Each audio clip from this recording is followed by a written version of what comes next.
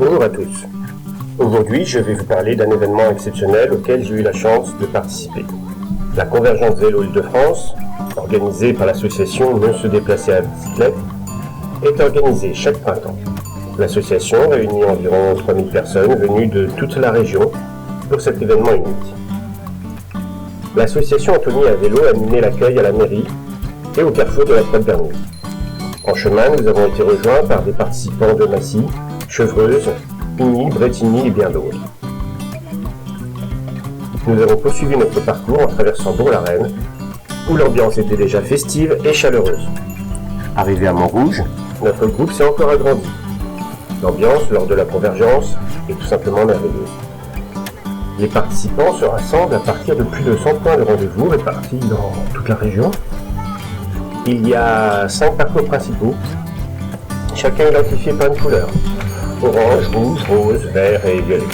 Cette année, j'ai eu l'honneur de participer pour la première fois en rejoignant la branche rouge au sud de Paris.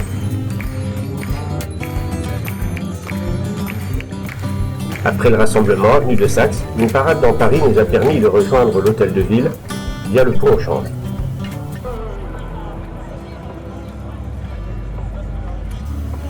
L'événement vise à sensibiliser les décideurs à l'importance des infrastructures cyclables tout en offrant un moment festif et familial. La masse des cyclistes, associée à l'encadrement de bénévoles en gilet bleu, permet à tous, notamment aux enfants, de pédaler en toute sécurité dans les rues de Paris.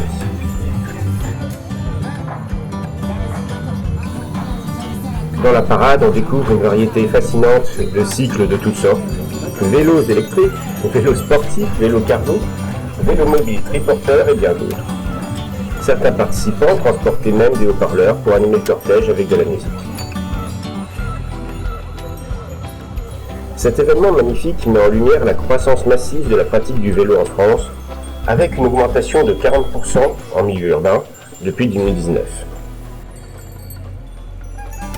Participer à la Convergence Vélo a été une expérience inoubliable.